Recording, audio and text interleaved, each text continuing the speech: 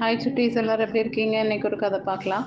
கடலூர் பகுதி கிராமமான நல்லூரில் வசித்து வந்த ரத்னசாமி அப்படிங்கிற ஒரு விவசாயிக்கு சொந்தமான நிலம் இருந்துச்சு. 2 ஏக்கர் நிலம்.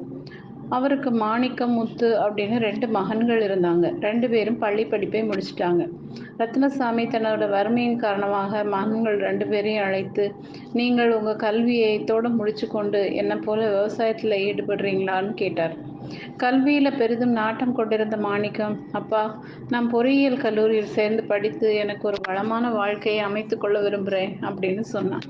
இளையவன் முத்து, எனக்கு படிப்பில் நாட்டம் இல்லை, விவசாயம் செய்யவும் விருப்பமில்லை, நான் வியாபாரம் செய்ய விருப்பப்படுறேன்னா. இருவருக்குமே விவசாயத்தில் நாட்டம் இல்லாததால் ரத்னசாமி தன் நிலத்தை விற்று கிடைத்த தொகையை இருவருக்கும் சமமாக பங்கிட்டு கொடுத்தார்.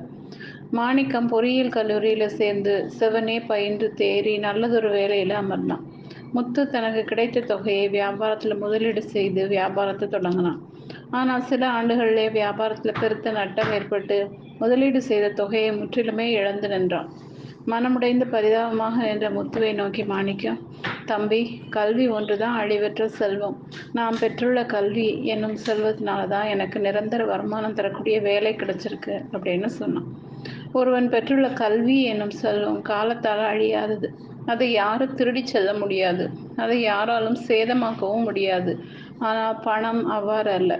பணம் என்னும் செல்வம் நிலையற்றது அப்படின்னு கல்வியின் பெருமையை உணர்த்தினார்.